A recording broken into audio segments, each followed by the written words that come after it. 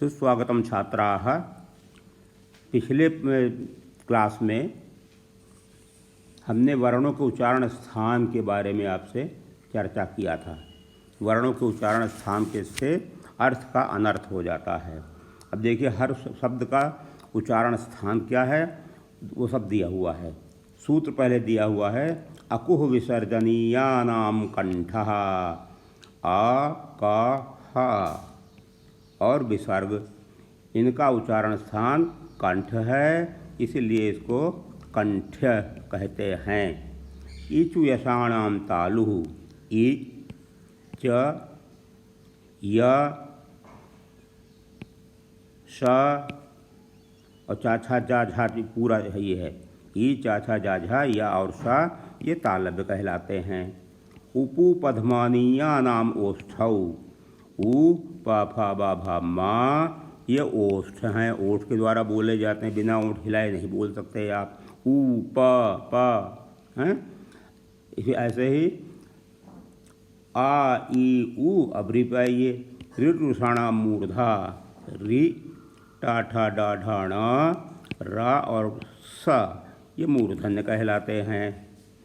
लृत लसानाम दंता, तो लृत लसानाम this is सा, लृत लसानाम दंता, लृ ता था दा धा ला और सा ये दंत स्वर हैं। लृ तो लसा ये दंत सा है। ए दैतोः कंठोष्ठम, ए आय ये कंठोष्ठ हैं, कंठ से और ओंठ से बोले जाते हैं। ओदैतोः ओ और आओ कंठ तालु, कंठ और तालु, तालु जिह्वा के ऊपर का हिस्सा जो मुंह में है उसे तालु कहते हैं। वकार से दंतोष्ठम, व दांत और ओंठ से उच्चारण होता है। वा का उच्चारण करिए, ओंठ और दांत दोनों लगते हैं। इसी तरह से इमं गणनानाम नासिका, ञ म ङ ण न ये नासिक हैं, नासिका से बोले जाते हैं, इसलिए नासिक्य कहते हैं। मो अनुस्वारः, माँ का अनुस्वार हो जाता है। कब? जब हम पदांत में माँ है तो माँ में हलंत होगा। यदि शब्द के बीच में आया हुआ तो उसका आप अनुस्वार बना सकते हैं। तो जो वर्ण मुख के जिस भाग या जिह्वा के जिस स्थान को स्पर्श करते हुए उच्चरित होते हैं या निकलते हैं, उसी के अनुरूप उच्चारण स्थान का वर्णन किया गया है।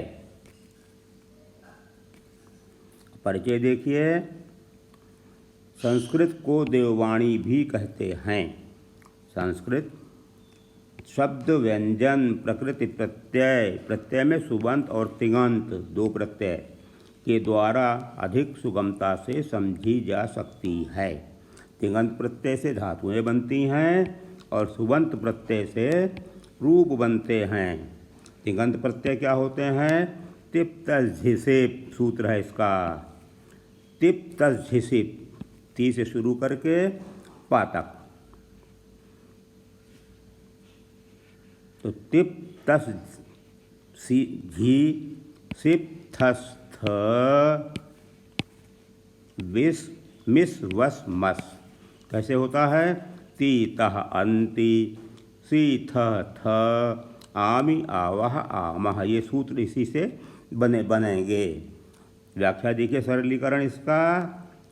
सह के साथ ती, तव के साथ तह, ते के साथ अंति, त्वम के साथ सी, युवाम का थः, यूयम थ, अहम आमि, आवाम आवह, वयम आमः। सभी धातुओं के रूप काल और लकार के अनुसार इसी प्रत्यय से बनते हैं। शब्द रूप देख लिए। सुबंत प्रत्यय में सु से पातक, सु से पातक का मतलब सु से पातक, ये सुबंत कहलाते हैं। सु प्रथमा कर्ता, ये कारक होते हैं, 8 विभक्ति होती हैं 7 और चिन्ह इनके दिए गए हैं। कर्ता प्रथमा, चिन्ह ने, कर्म द्वितीया, चिन्ह को करण तृतीया से के द्वारा यानी विथ, संप्रदान चतुर्थी के लिए यानी फॉर, अपादान पंचमी से अलग यानी फ्रॉम, षष्ठी संबंध का की के रिलेशन, अधिकरण सप्तमी, अधिकरण कारक है और सप्तमी विभक्ति है में पर, इन आन अपान, संबोधन कारक है लेकिन इसकी विभक्ति नहीं होती। और इनका वो दिया गया है आपका सूत्र, सुबंत सु औजस अम औटसस टाभ्याम भेस ङेभ्याम भ्यः गसिभ्याम भ्यः और गस ओस आम ङी ओस सुप, इसलिए इनको सुप कहते हैं, सु से पा तक। इनके जो रूप बनते हैं वो अलग अलग संस्कृत के सूत्रों से बनते हैं, इसलिए अभी वो उस गहराई में न जाइए क्योंकि वो क्लास 8th के ऊपर का है, जो हम बाद में उससे भी पढ़ाएंगे, लेकिन अभी आपके लिए इतना ही याद समझना ज़रूरी है। सभी संज्ञा सर्वनाम के रूप इन्हीं प्रत्ययों से बनते हैं। संस्कृत सूत्रों के द्वारा इन्हें स्पष्ट किया गया है, जो आपको अगली ऊंची कक्षाओं में समझाया जाएगा। जैसे बालक शब्द ले लीजिए, बालक में क्या है, प्रथमा विभक्ति है, बालकः बालकौ बालकाः, बालकं बालकौ बालकान्, बालकेन बालकाभ्यां बालकैः, बालकाय बालकाभ्यां बालकेभ्यः, बालकात् बालकाभ्यां बालकेभ्यः, षष्ठी में बालकस्य बालकयोः बालकानां, सप्तमी में बालके बालकयोः बालकेषु, संबोधन में हे बालक हे बालकौ हे बालकाः, इसका रूप बन गया। अब इसके बाद में हम शुरू करेंगे संधि प्रकरण। रूप आपको समझ में आ गया, अभी आगे आपको होमवर्क में मिल सकता है। ये संधि प्रकरण में क्या है, संधियाँ, स्वर संधि व्यंजन संधि, दो संधि होती हैं। स्वर संधि में दीर्घ संधि, गुण संधि, यण संधि, वृद्धि संधि, अयादि स्वर संधि। दीर्घ संधि में है, सूत्र देखिए, अकः सवर्णे दीर्घः, अकः आ से, अक से, तो आ से सवर्ण वही वर्ण, छोटा या बड़ा हो उससे मतलब नहीं, अगर बाद में हो तो दीर्घ हो जाता है। अक माने आ ई ऊ ऋ, जैसे आपने महाश्वर सूत्र में पढ़ा आई ऊ ऋ, तो इसमें से हलंत वाले शब्दों को मैंने हटा दिया है। आ ई ऊ ऋ, यहाँ आ ई ऊ ऋ सवर्ण स्वर वही वर्ण आए, आ ई ऊ ऋ, छोटे हो या बड़े इसका मतलब नहीं है। आए तो छोटा आ प्लस छोटा आ बड़ा आ, छोटी ई प्लस छोटी ई बड़ी ई, छोटा ऊ प्लस छोटा ऊ बड़ा ऊ, री री बड़ी री, ली और ली बड़ी ली हो जाता है।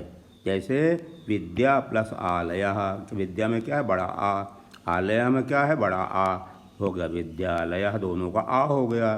देव में छोटा आ, आलयः में बड़ा आ, तो छोटा आ और बड़ा आ देवालयः।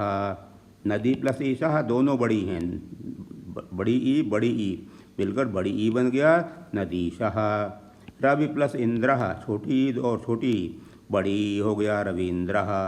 भानु छोटा ऊ, उदय छोटा ऊ, बड़ा ऊ बन गया भानुदयः। पितृ प्लस ऋणम, पितृ पिता का ऋण, तो यहाँ री है यहाँ री है, तो यह बड़ी री बन गई। और री प्लस ऋकारः लृकारः। इसका अभ्यास कार्य आपको दिया गया है, इसको आप खुद करके देखिएगा, समझ में ना आए तो पूछ लीजिएगा। संधि विच्छेद करें, महात्मा कवीश नदीश बधूदयः, मातृणम भ्रातृणम भानुदयः।